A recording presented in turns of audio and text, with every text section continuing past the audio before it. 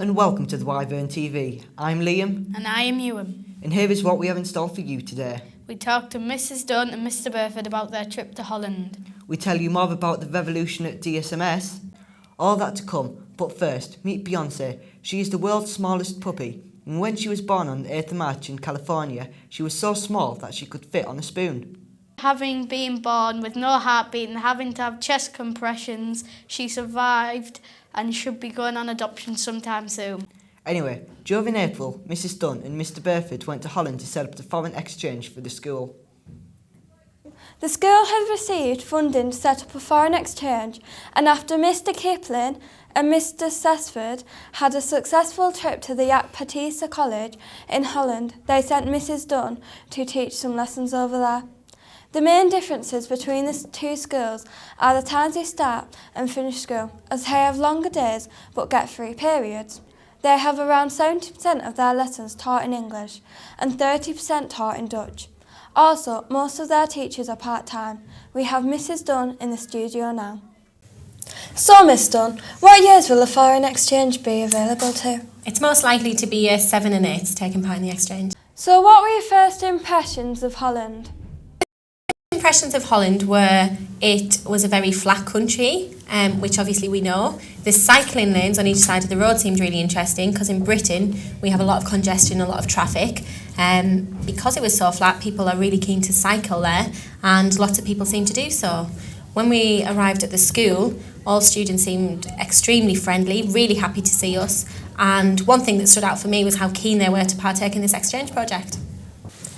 When did you first find out that there was a school in Holland that wanted to set up a foreign exchange? Mr Kipling, who used to work at Longfield, already had a link with a school in Holland, and his contact called René, he worked in a previous school in Holland, and then obviously Mr Kipling moved over to DSMS, and René moved to Patissa in Holland, and they were both really keen to set up something for each of their new schools. We're setting up a foreign exchange, but why do we need one? We have lasted quite a long time without one. I think it's really, really important for us as a school to join in with current trends. I think it's important for the students to see what's happening in other cultures, in other schools, and interaction with the students in another country will be really, really beneficial for them.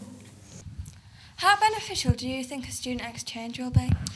I think it will be very beneficial. Not only will it give the students an idea of what it's like in a school in a foreign country, but it will also mean that we can see factors in Holland which we don't get in the UK. For example, they have polders which, if you go to Holland, all of the water levels are different. So 1 minute you can be above the water level, the next minute you can be below the water level. So we'll get to see something that we don't see in the UK.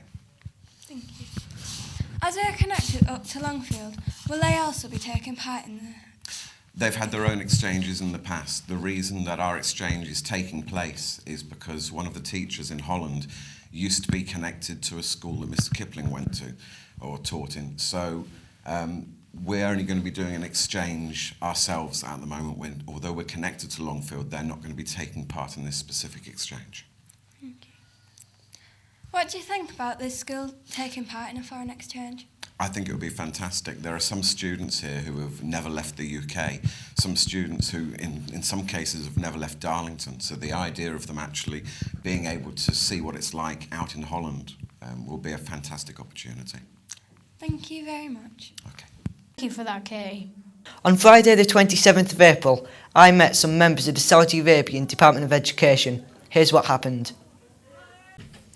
So what's a typical school day like in Saudi Arabia? ما هو طبيعة اليوم الدراسي بالمملكة العربية السعودية؟ اليوم الدراسي لا يختلف كثيرا عن اليوم الدراسي في المملكة المتحدة. The day school is not that different between Saudi Arabia and here in UK. يبدأ من الساعة 7. Starts in Saudi Arabia at 7 o'clock in the morning. إلى الساعة 1:30. Up to 1 o'clock afternoon. How many people are in an average class? كم عدد الطلبة بالفصل الواحد؟ حسب نوع المبنى. It depends sometimes on the building itself. من 20 إلى 40. From 20 to 40 sometimes. Do you have a school uniform? هل عندكم زي مدرسي موحد؟ لا يوجد زي مدرسي موحد إلا لمدارس البنات. There's no school uniform for boys, but there is for girls. Do you have different teachers for different subjects? هل عندكم مدرسين مختلفين باختلاف الحصص؟ نعم، كل معلم يدرس التخصص الذي تخصص فيه في الجامعة. Every teacher teaches his specialization. تجد للرياضيات معلم وللعلوم معلم. For maths there is a maths teacher.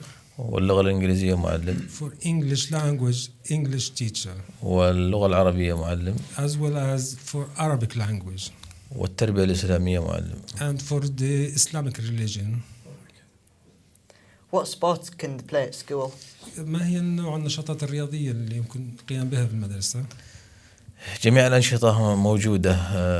All kind of sport activities. يشارك بها أبناؤنا في المدرسة وعلى مستوى الإدارة التعليمية.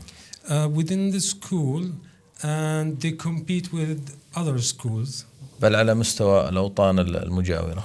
And even sometimes compete with the counties. ونتمنى أن نكون قد طلعنا على تجربة جديدة. And we hope in this visit we get all the things we are looking for to see in the school. وأشكر مذيع المستقبل. And I thank you very much as a newcoming good broadcaster. وأتمنى أن أراك في قناة عالمية. And I hope to see you on a famous TV. شكرا. Thank you. Thank you very much. Here's a bit of the show called Pupils Perspective, where we ask fellow pupils their opinion of stuff. This time we asked them about the studio.